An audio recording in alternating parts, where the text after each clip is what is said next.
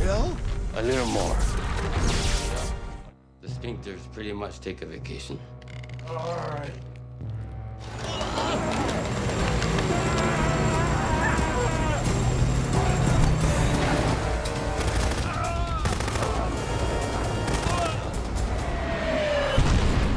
Oke, assalamualaikum nih geng. Pada kali ini gua ada salah satu film 2024 yang dimana di film ini menceritakan tentang seorang mantan narapidana yang meminta pertolongan kepada penyihir Meksiko untuk menghidupkan kembali rekan-rekannya yang sudah mati agar dapat membantu menyelamatkan gadis dan peternakan dari gebung narkoboy yang sangat kejam di Meksiko. Oke, sebelum kita mulai jangan lupa keraskan volume, duduk dengan tegang, dan inilah filmnya.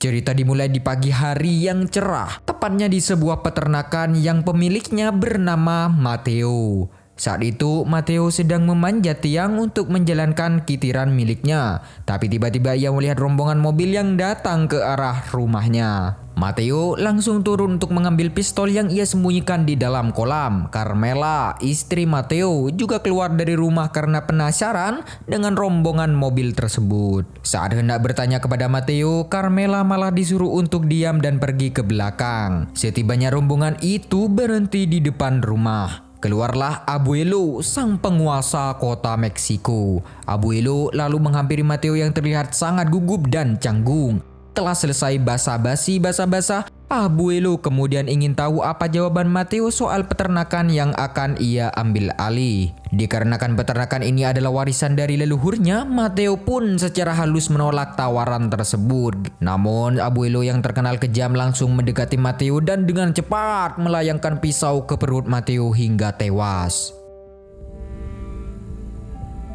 Buenos días, Mateo. That's all we have.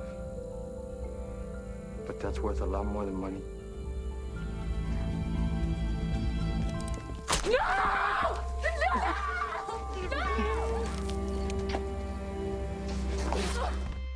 Abuelo lalu memberikan tawaran kepada Carmela untuk menyerahkan peternakan atau jika tidak, maka ia akan membunuhnya. Tapi untungnya Abuelo yang ini masih memiliki hati yang tidak sepenuhnya buruk. Ia memberi Carmela 1 hari untuk memberikan jawaban sebelum akhirnya pergi meninggalkan Carmela. Di sisi lain, tepatnya di penjara, seorang napi bernama Bravo sedang berjalan layaknya model karena hari ini ia dibebaskan dengan mendapat remisi bebas bersyarat setelah 28 tahun di penjara. Saat itu juga, seorang napi memberikan gulungan kertas kepada Bravo. Setelah keluar dari rutan, Bravo langsung naik bus milik Nunu untuk berziarah ke makam kekasihnya. Di tengah perjalanan, tak lupa Bravo membuka gulungan kertas tersebut yang ia dapatkan di penjara, di mana isi kertas itu menunjukkan alamat yang harus Bravo kunjungi. Bravo lalu tiba di makam kekasihnya. Setelah mengirim doa, Bravo segera memanggil ojek gratis agar lebih cepat sampai ke alamat tujuan. Singkat cerita, sesampainya di alamat tujuan, alamat itu ternyata adalah rumah Mateo. Carmela lalu membuka pintu sambil memegang senapan. Namun, ketika Bravo menunjukkan suratnya, Carmela langsung menyambut Bravo dengan baik. Carmela mengungkapkan bahwa pesan itu berasal dari suaminya, Mateo, yang sebelum diberikan kepada temannya di penjara untuk diteruskan kepada Bravo. Setelah menjelaskan hal itu, Carmela lalu meminta Bravo untuk melindunginya dari kartel Abuelo. Namun, Bravo menolak karena dulu ia pernah berurusan dengan Abuelo dan ia yang menghancurkan seluruh hidupnya. Meskipun menolak, Bravo menyarankan Carmela agar menuruti keinginan Abuelo. Hal ini karena Abuelo kebal hukum dan sulit untuk dilawan. Tentu saja, Carmela tidak setuju dengan saran dari Bravo dan bersikeras untuk mempertahankan wilayahnya. I'm sorry. What you need, I ain't got. Saat itu juga datanglah mobil Sheriff yang dipimpin oleh Sheriff Bagong. Bagong lalu menyapa Bravo sambil mengingat masa muda Bravo yang ternyata seorang pemberantas kartel. Bagong lalu mengungkapkan alasannya datang ke sini, yaitu untuk memastikan apakah Carmela sudah berubah pikiran untuk menjual lahannya. Namun Carmela tetap menolak, akibatnya Bagong pun mendekati Carmela dan merebut senapannya. Menyadari Carmela sedang meminta bantuan kepada Bravo, Bagong menggiring Bravo ke semak-semak dan memintanya untuk mencari jangkrik. Namun, begitu Bravo mulai berjalan, Bagong malah langsung menembak Bravo beberapa kali hingga membuat Bravo tidak sadarkan diri. There's somebody. Got no idea. Into the line. Setelah memastikan Bravo sudah meninggoy, Bagong lalu kembali ke Carmela untuk mengembalikan senapannya sebelum akhirnya pergi dari rumah Carmela. Tak lama kemudian, datanglah seorang wanita dan pria yang membawa tubuh Bravo ke atas mobil. Singkat cerita, beberapa hari kemudian, Bravo entah bagaimana terbangun dari kematiannya dan mendapati dirinya berada di rumah seorang penyihir.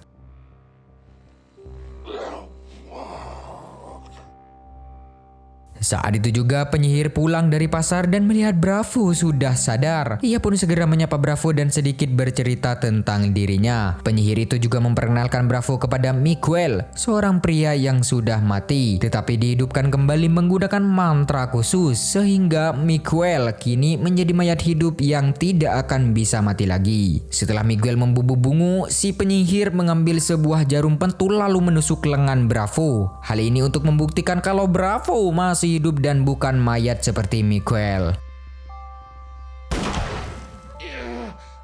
What the fuck? Ow! You feel that, pendejo? That's pain. Just walk out the door and keep right on going, eh? Until I hear it go. Si penyihir juga kemudian mulai menjelaskan kepada Bravo bahwa dirinya bisa menghidupkan orang mati serta memberikan kehidupan yang nyata seperti orang normal, bukan seperti zombie seperti Miguel. Ia juga mengungkapkan maksud utamanya, yaitu meminta Bravo untuk membunuh Abuelo yang semakin hari semakin ani-ani menindas masyarakat. Tentu saja Bravo langsung menolak karena sekarang dirinya sudah tua dan semua anak buahnya sudah pada meninggoy. Bukannya senang, si penyihir malah senang. Ia lalu memberi Bravo jamu pegelinu anget-anget. I squeezed it just for you.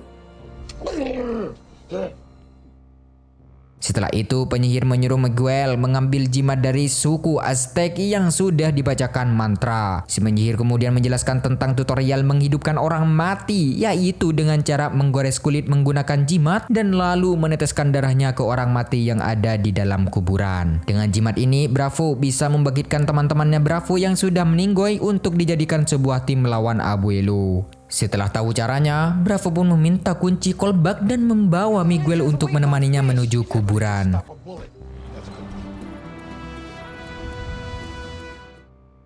Beberapa hari kemudian, Bravo akhirnya mereka sampai di tempat pemakaman pertama. Setelah menemukan makam temannya yang bernama Iguen, Bravo segera menggores tangannya dengan jimat tersebut dan meneteskan darah di atas makam Iguen. Seketika itu juga tiba-tiba dari dalam makam keluarlah kukus donat disusul retakan tanah yang kemudian meledak.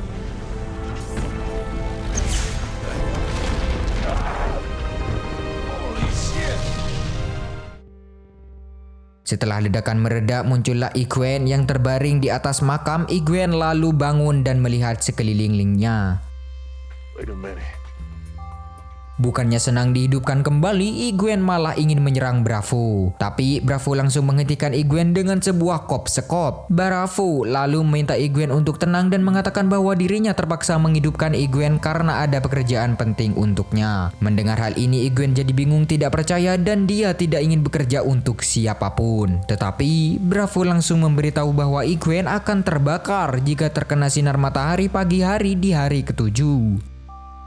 Meskipun begitu, Bravo berjanji akan memberikan kehidupan yang sempurna jika Iguen mau membantu pekerjaan hingga selesai. Alhasil, Iguen pun menerima pekerjaan dari Bravo. Bravo, Miguel, dan Iguen lalu pergi ke pemakaman berikutnya. Sesamanya di pemakaman kedua, Bravo dan Miguel mulai mencari makam temannya yang bernama Tommy Lasoda. Setelah menemukan makamnya, Bravo segera meneteskan darah dan ke makam tersebut dan kini Tommy pun hidup kembali. Setelah itu mereka langsung menuju ke pemakaman ketiga. Di tengah perjalanan, Tommy mulai menceritakan masa lalunya yang membuat Egwene marah dan menyikut Tommy. Hal ini mengakibatkan Bravo hilang kendali sehingga mobil mereka terguling. Setelah terguling, Bravo marah-marah kepada mereka dan mengancam akan mengembalikan mereka ke dalam tanah jika melakukan hal bodoh lagi.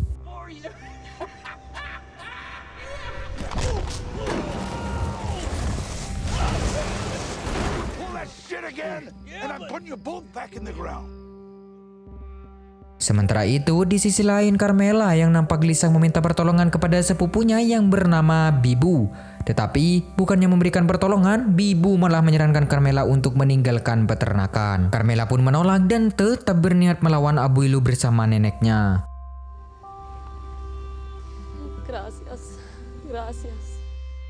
Di sisi lain, Bravo yang kebingungan akibat truknya terguling merasa putus asa karena waktu tinggal sedikit lagi. Di saat itulah, Tommy malah bercanda dengan menelpon pacarnya. Namun, Tommy kena apes ketika sebuah mobil menabraknya. Hey, look what I found, Cabra. I'm back. Gonna stop, right?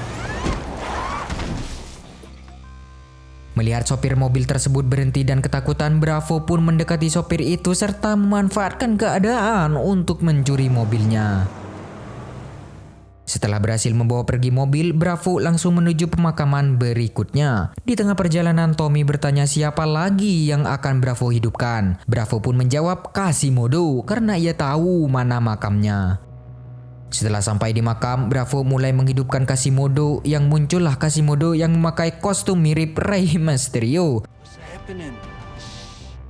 Bravo lalu meminta bantuan Quasimodo untuk melawan Abuelo.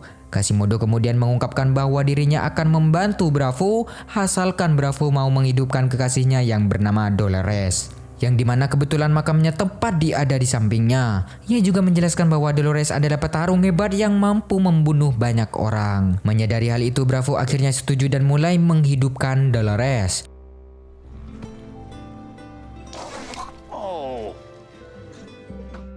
Setelah menghidupkan Dolores, mereka melanjutkan perjalanan menuju makam berikutnya. Sementara itu, Carmela yang sedang menyiapkan senjata untuk melawan pasukan Abuelo nampak lemas karena pelurunya sangatlah sedikit. Untungnya ada nenek yang terlihat sedang udut sambil menyuruh Carmela untuk tetap tenang. Singkat cerita, sesampainya di pemakaman berikutnya, Bravo lalu menghidupkan Steve Fresh, salah satu anak buah Bravo yang dulu jago membunuh orang menggunakan stick. Kini anggota tim Bravo sudah lengkap. Bravo pun segera tancap gas menuju rumah Carmela karena hari mulai terang. Namun di tengah perjalanan mobil mereka malah kehabisan bensin. Alhasil mereka pun terpaksa berjalan kaki menuju rumah Carmela. Baru juga hidup udah dikasih ujian lagi nih ya.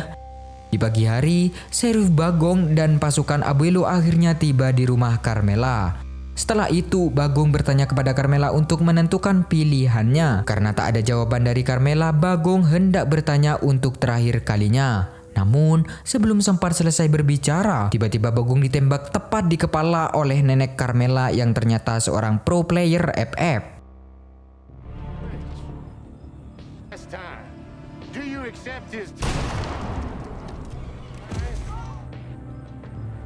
Now, honey... Di tengah baku tembak datanglah Bravo bersama rombongannya. Bravo lalu mengambil parang untuk menghabisi anak buah Abuelo. Quasimodo tentu saja tidak kalah. Ia langsung mengemek para musuh disusun dengan Dolores yang menusuk-nusuk para musuh dengan pisau.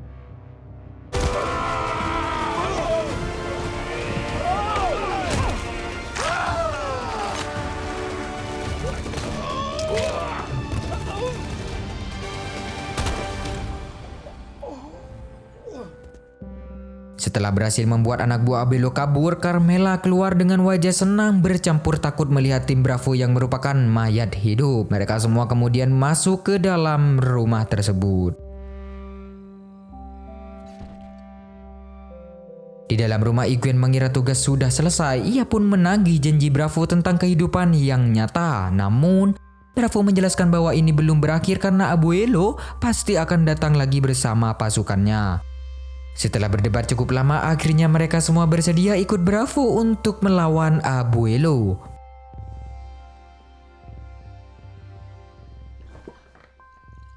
I'll keep up my end of the deal. You keep up yours. I fight, Bravo. Yo también. All right, Miguel. Yo.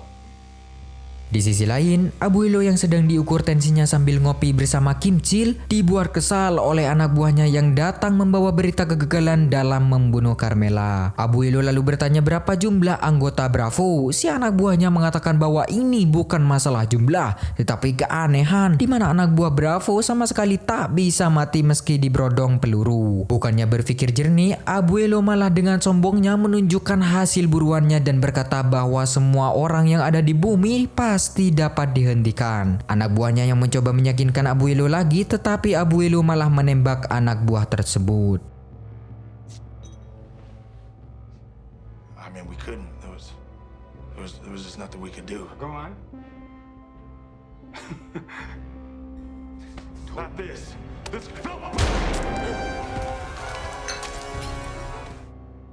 Sementara itu, Bravo bersama Carmela sedang menyusun rencana. Ia lalu meminta teman-temannya untuk menutup semua pintu masuk yang ada di gudang bawah tanah. Di sisi lain, Miguel yang sedang berjalan-jalan menikmati pemandangan indah tiba-tiba dibuat lemas saat menginjak templek kuda. Ketika Miguel hendak membersihkan templek tersebut, tiba-tiba ia ditodong oleh dua orang yang langsung menyeret Miguel ke hadapan Abuelo. Abuelo lalu keluar dari mobil sambil bermain musik dangdut. Ia kemudian bertanya kepada Miguel tentang anak buah Bravo. Namun bukannya menjawab dengan benar. Miguel malah cengengesan. Hal ini membuat anak buah Abuelo memukul jempol Miguel. Dari sinilah Abuelo merasa aneh karena Miguel tidak merasakan apapun. Abuelo lalu menyuruh anak buahnya untuk menembak di bagian klutuk-klutuk. Namun lagi-lagi Miguel tidak kesakitan. Justru Miguel malah mengeluarkan bola matanya untuk melihat wajahnya sendiri lalu memasukkannya lagi. Melihat keanehan ini, Abuelo pun langsung bertanya kepada Miguel tentang penyihir yang bisa menghidupkan orang mati. Setelah tahu Bravo bekerja sama dengan penyihir, Abuelo langsung pergi sambil membawa Miguel. Di sisi lain, Abuelo membawa Miguel ke peternakan. Karena Miguel tidak bisa mati, Abuelo pun menyuruh anak buahnya memasukkan Miguel ke dalam mesin penggiling hingga menyisakan tangannya saja.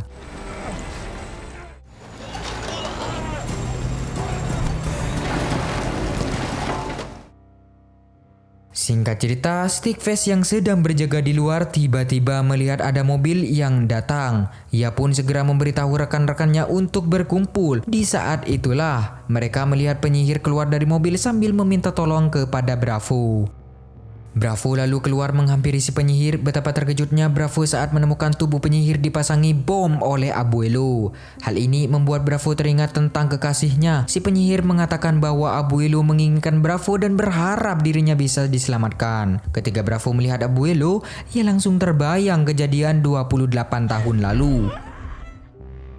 Abuelo kemudian mengancam akan menekan detonator jika Bravo tidak menyerah. Namun, bukan Bravo namanya kalau menyerah. Ia mengajak Abuelo duel untuk menyelesaikan masalah, namun bukannya menerima tantangan, Abuelo malah menekan tombol tersebut dan meledakkan si penyihir.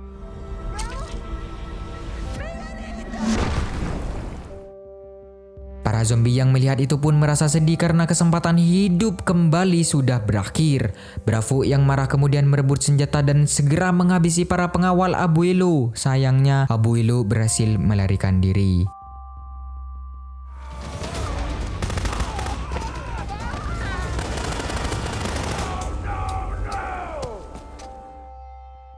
Dengan rasa kesal, Bravo pun kembali ke rumah meskipun tidak ada yang bisa ditawarkan, tetapi rekan-rekannya tetap bersedia membantu Bravo tanpa imbalan. Di saat itu juga Tommy yang sedang mengawasi menemukan teropong menginfokan bahwa ada 4 mobil yang datang. Mengetahui hal itu, Stickface langsung keluar rumah dan berniat menyerang para musuh sendiri. Namun sebelum sempat menyerang, Stickface lebih dulu dihantam basoka oleh anak buah Abuelo. Melihat rekannya naif, Tommy dan Bravo pun keluar untuk melihat situasi. Namun mereka kaget karena pasukan Abuelo semakin bertambah banyak. Karena tidak memiliki senjata memadai, mereka memutuskan kabur lewat terowongan bawah tanah yang ternyata mengantar ke sebuah pabrik di perbatasan. Sementara itu, Abuelo menginstruksikan pasukannya untuk mengejar mereka ke dalam terowongan. Dari sinilah terjadi baku tembak antar tim Bravo dan pasukan Abuelo.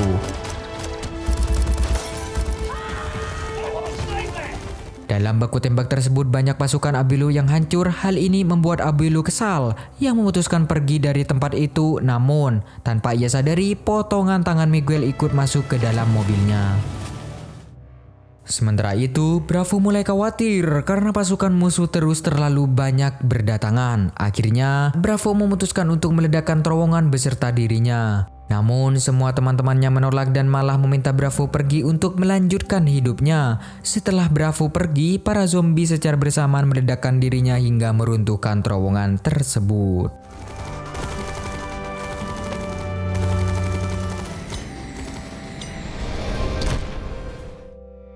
Runtuhan itu kemudian menimpa Bravo yang hampir sampai di ujung terowongan. Carmela dan si nenek yang melihat Bravo tertimbun langsung mengeluarkan dari reruntuhan. Namun begitu dikeluarkan, Carmela mendapati bahwa Bravo sudah tidak sadarkan diri. Karena bibir Bravo yang terlalu bergetar, Carmela enggan memberikan nafas buatan. Sampai si akhirnya nenek yang sudah sama-sama rentan memutuskan memberikan nafas buatan kepada Bravo. Setelah engap cukup lama, Bravo akhirnya sadar. Ketiganya kemudian keluar dari terowongan dan tiba di pabrik terbengkalai. Akan tetapi ternyata Abuelo sudah ada di sana bersama dua anak buahnya. Saat Abuelo sedang berbicara, tiba-tiba kedua anak buahnya ditembak oleh si nenek.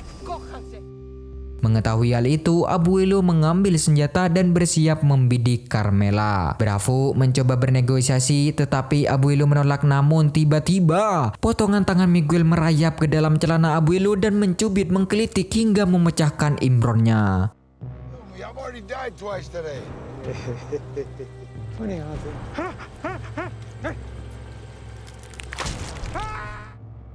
Melihat Abuelo kesakitan, Bravo pun langsung menusuk dengan belati ritual. Tak hanya itu, Carmela juga ikut mengunjam belati hingga akhirnya Abuelo tewas. Keesokan harinya Bravo menguburkan semua rekannya. Setelah itu Bravo memberikan berlian merah kepada Carmela. Carmela lalu minta Bravo tetap tinggal di rumahnya, namun bukannya menerima. Bravo justru menolak karena ia mempunyai rencana lain. Kawin lagi mungkin rencananya ya. Bravo kemudian berpamitan kepada Carmela dan pergi meninggalkan peternakan bersama tangan Miguel. Film pun berakhir, geng. Oke geng, jangan lupa terus berkarya, tetap semangat dan jangan pernah mengenal lelah, geng. Sampai jumpa di film selanjutnya.